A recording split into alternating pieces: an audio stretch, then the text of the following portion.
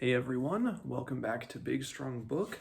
I am Reed, and today we are going over chapters 10 and 11 of the Dragonbone Chair. So, beginning with chapter 10, King Hemlock. So, this opens right away with Simon kind of going into the kitchen to grab some food when Inch, who was introduced a while back, he's one of Morgana's helpers, was his helper before Simon. We get a little eerie interaction between Simon and Inch, one in which Inch kind of laments Simon for taking his place, because he says, I wanted to become Dr. Inch. So anyway, Simon goes back just to help with Morganus as he's painting in his workshop.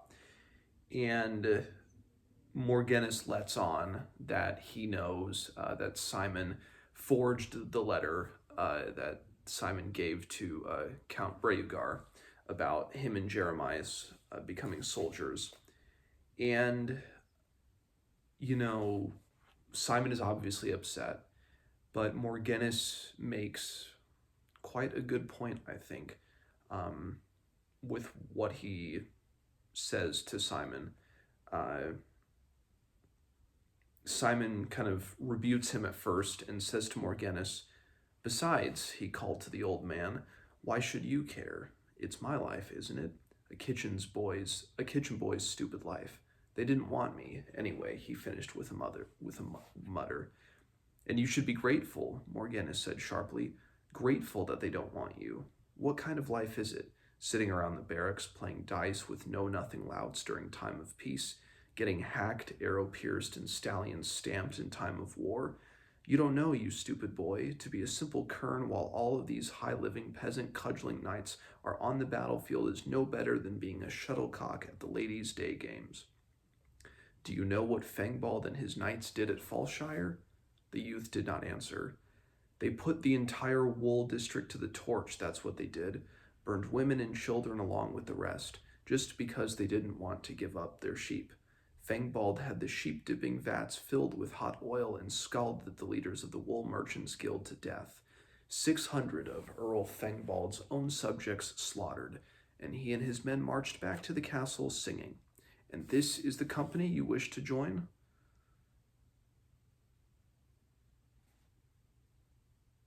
He talks about this desire being a sickness, and Simon clearly gets very upset.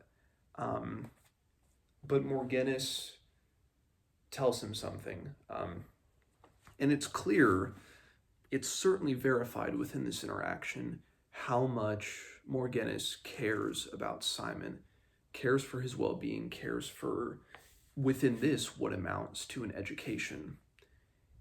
And he tells Simon, don't be angry. You would be wasted on the field of battle. You should be a great lord and win the victories at treaty table that always outweigh victories of the field, or an escritor of the church and wheedle the eternal souls of the rich and desolate. Morganus snickered again and chewed on his beard until the fit passed. Ah, Simon, bless you. Don't let the clanking and boasting of King Elias, good fellows and bravos, impress you so much. You have a keen wit, well, sometimes anyway, and you have gifts you know nothing about yet. Learn from what you can from me, young hawk, and those others you find who can also teach you. Who knows what your fate will be? There are many kinds of glory. And Simon again pushes him like he did a couple chapters ago, where he asks, well, why not teach me magic? Because that is front of mind for Simon. It's just learning about magic.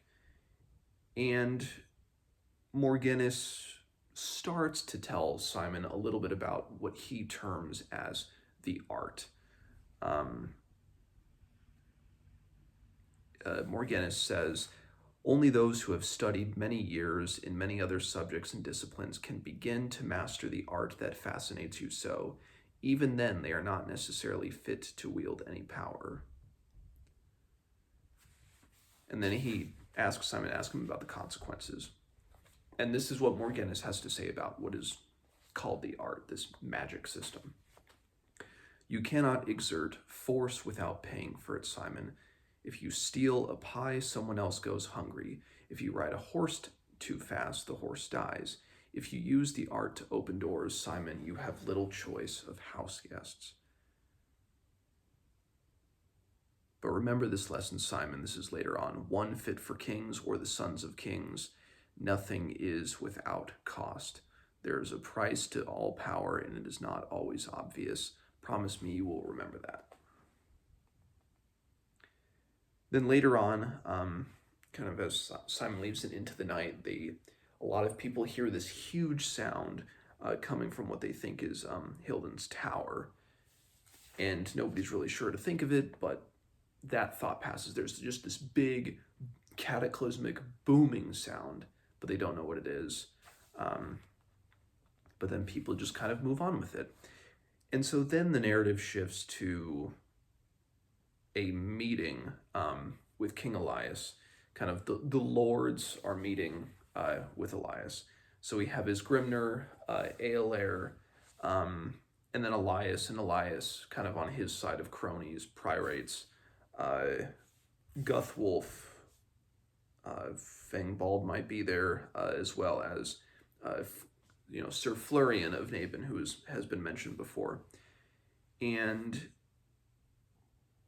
it is clear, certainly as both Aelair and his Grimner try to entreat with Elias, try to get him to see reason that there are kind of bad things going on. And Aelair begins to insult King Luth of Hernistir, and Florian tries to kind of calm him down a little bit, and same with priorites. We've seen priorites do this before with Elias.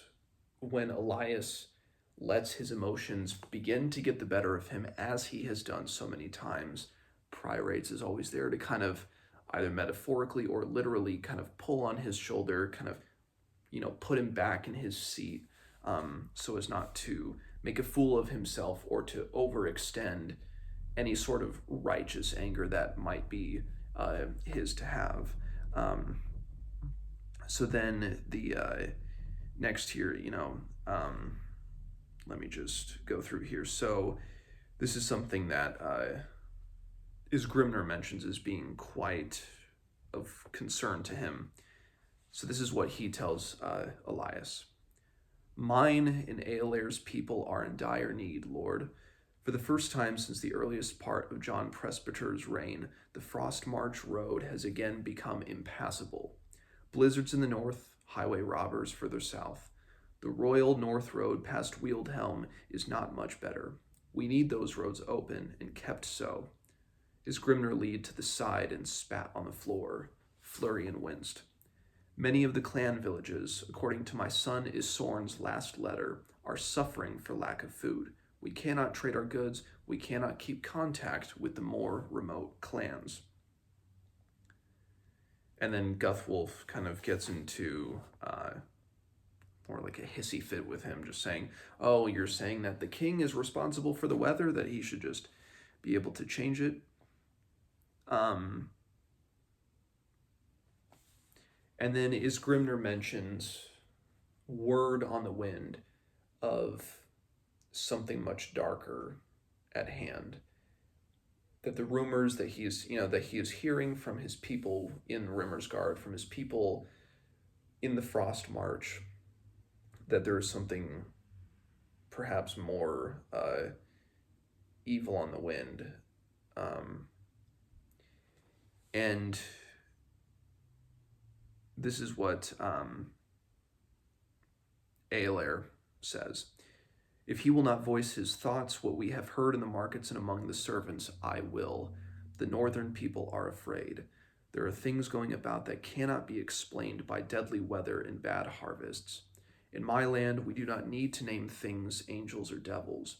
We of Hernistir, we of the West, know that things walk upright on this earth that are not men, and we know whether to fear them or not.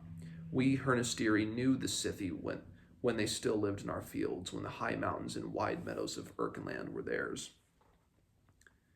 We, the Hernestiri, remember the days of the giants and the days of the northern curse, the white foxes. So now we speak plainly. Evil is abroad in this ill-omened winter and spring. It is not only the bandits that prey on travelers and who cause the disappearance of isolated farmers. The people of the north are afraid. Priorites just kind of brushes it off as pagan claims. And Eolair kind of butts back against him. Isgrimnur. He be pagan, yes, growled Isgrimnur, but there may be more Aedenite goodwill in Eolair than in the pack of lazy pups I have seen lolling around this court, lolling around while the people have been living on meager hope and less harvest. And Eolair tries to comfort him a little and get him to quiet down, because Isgrimnur, Isgrimnur is one of my favorite characters in this trilogy, and he leads with his head and his heart in the best possible ways.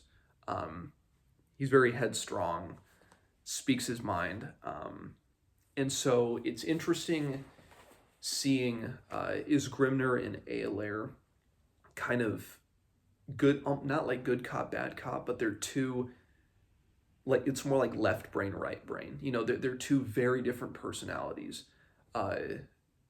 Eolair can be more eloquent, can be more reserved with his emotions, whereas Isgrimnur can be good for the emotional sides when Isgrimnur needs to talk for both of them. Sometimes Eolair needs to talk to both of them. So it's fun to get that yin and yang of two leaders. I mean, Eolair, obviously, he's a count. He's well respected within the court of Hernestiri, within the High Ward. He's not the king of Hernestiri. But Isgrimnur is the Duke of Elvertshala. He's the leader of the Rimmersguard.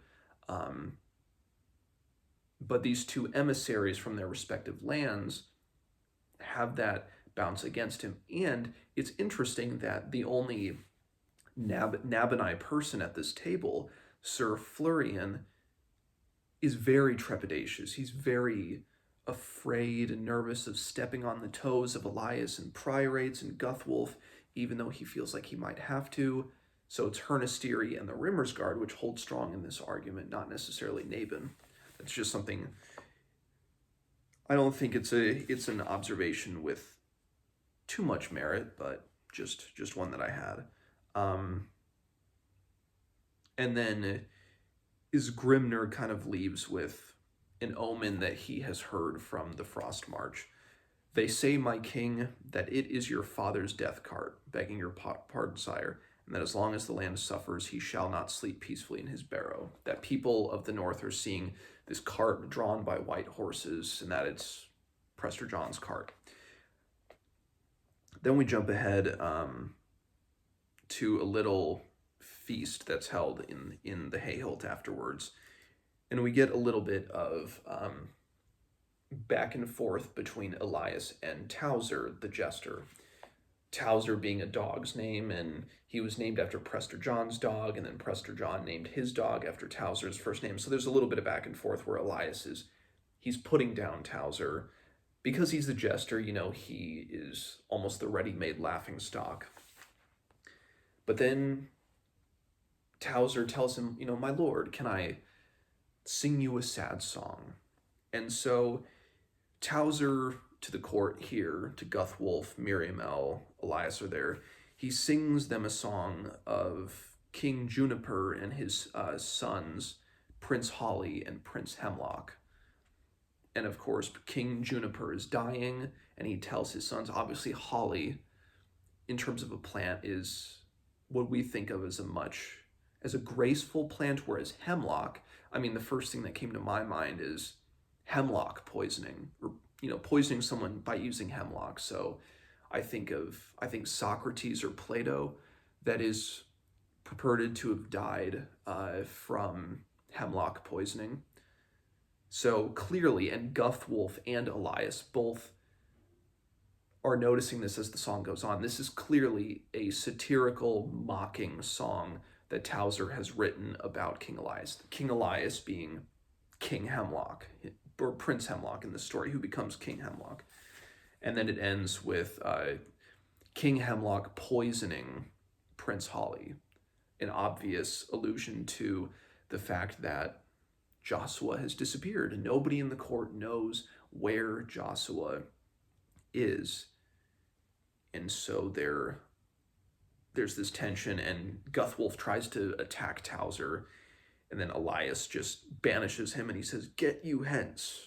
And that is the end of chapter 10. So then we jump into chapter 11, An Unexpected Guest. Now Simon is kind of dozing in the gallery of the chapel, kind of up high above, and he overhears a conversation between Shem Horsegroom, Reuben the Bear, who he's two people in the Hayholt that he's closer with, and they're with Towser. And, you know, it's clear that Towser has been banished by Elias, and he must leave the Hayholt. And so Shem and Reuben ask Towser, "Where will you go?" And Towser says, "Maybe I'll go north to Naglamond." But then Reuben says, "But Joshua's gone." And then Towser says, "But Joshua's people still hold Naglamond, and they will have sympathies for someone chased out of his home by Elias Churls. Even more sympathy now when people say that Elias has murdered poor Prince Joshua." So, and then Towser is saying, how proud his ancestors, his jester ancestors and family would have been if they had heard him sing that song, and they would have been disappointed had he not sang a mocking song to Elias's face, that he had the guts to do that. And so then it jumps from Simon to Miriamel.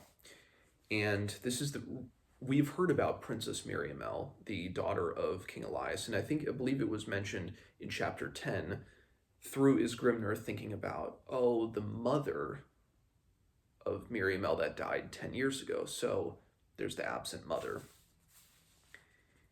And Miriamel is clearly upset. She's at odds with whatever's going on. She seems discontent. And Elias just asks her, "Would you rather be back in Merrimond, living in that drafty prison of a place my father gave me, with the smell of fish poisoning the air of even the highest balconies?" She says, yes, being back home for her, Merrimond is home instead of the Hayholt. And she's clearly upset because her father Elias is to marry her to Earl Fengbald, and she doesn't want to. And Elias tries to reassure her. He says, "Miri, there's nothing to be afraid of. Fengbald is a swaggerer, but he's young and still foolish. With a woman's patient hand at work, he'll learn manners soon enough, and if he doesn't well, it would show him a fool indeed were he to mistreat the king's daughter."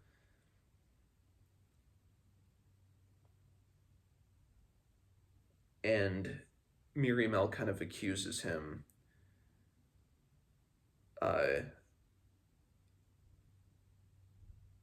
He kind of Elias asks, "What do I have to fear?" And then Miriamel says, "If you don't know, Father, you who spend so much time around that red snake Priorites and his deviltry, if you can't feel what's happening, what in Aiden's name are you saying?" the king demanded. "What do you know?" He struck his hand against his thigh with a crack.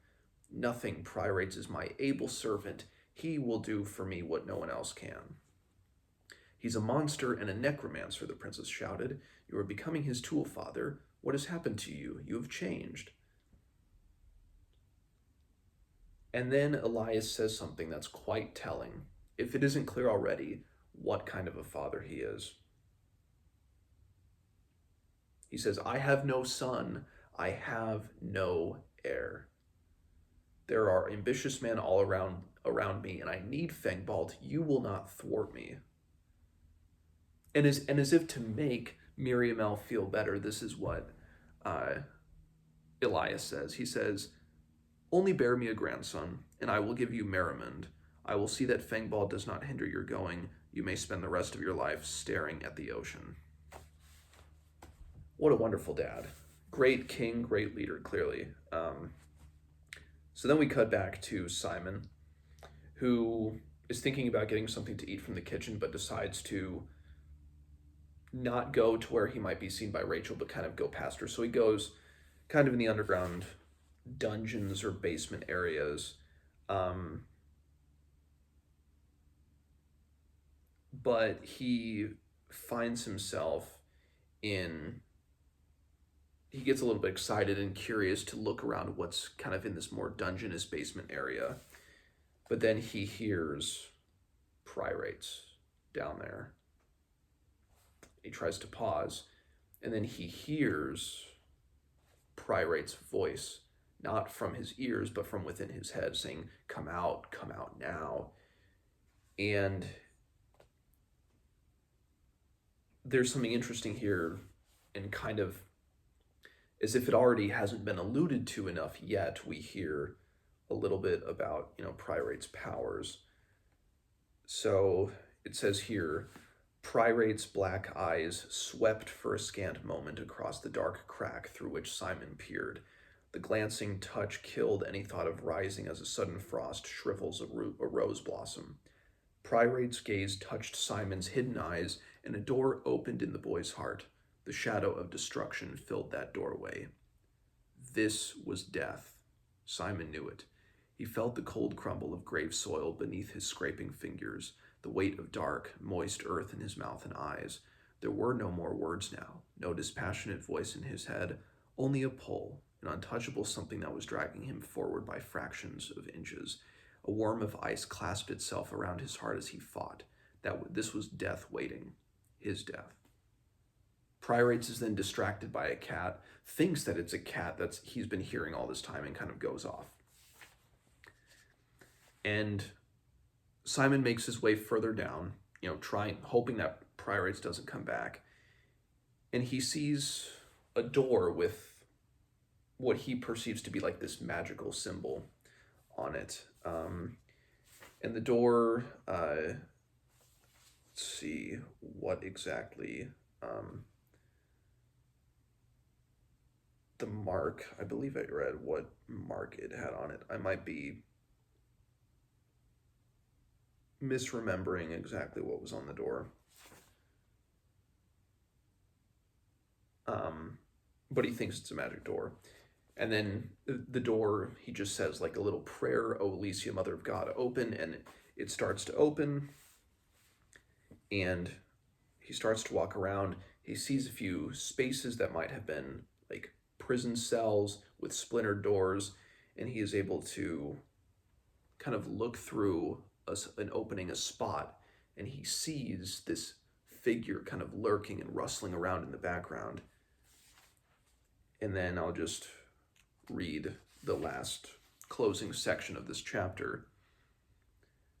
Something was moving at the back wall, a dark shape, and as it slowly swayed to one side, the harsh metallic sound echoed again in the small space. The shadow shape raised its head. Choking, Simon jumped back from the spy hole, as though slapped across the face. In a whirling moment, he felt the firm earth totter beneath him, felt that he had turned over something familiar to find crawling corruption beneath. The chained thing that had stared out at him, the thing with the haunted eyes, was Prince Joshua. So there we have it. We know where Joshua is. He isn't dead. He is in the dungeons of the Hayholt, clearly a prisoner of Pryrates. And so that's where chapter 11, An Unexpected Guest, ends. So with spoilers, there are things I could talk about, but I don't think any spoiler thing I could add about this section would be different than what I've said in the past few spoiler talks. still continuing along the same bits of foreshadowing, similar themes that will become prevalent later on in the story. So I think it's just more continuing that, nothing particularly new. So I don't think I'm going to do any spoiler sections, probably tomorrow though. Certainly we are almost done with part 1 of the book, Simon Mooncalf. I believe, let me just flip through it here. We've got chapter 12, which is about 18 pages. We've got chapter 13, which is 15, and chapter 14. Yep. So we've got 3 more chapters, and then we are done with part 1 of the Dragonbone Chair, and we are on to part 2, Simon Pilgrim. So after Wednesday, obviously 1 chapter a day, 12, 13, 14, then we will be on part 2 of the book. And then, we'll go from like kind of jumping through time a month in between each chapter to then, okay, now because there's an event that will happen that will kind of really kick the main plot off. So we look forward to that in the next few chapters. So chapters 10 and 11, let me know what you think of them. And as always, I will see you guys tomorrow for chapter 12. See you then.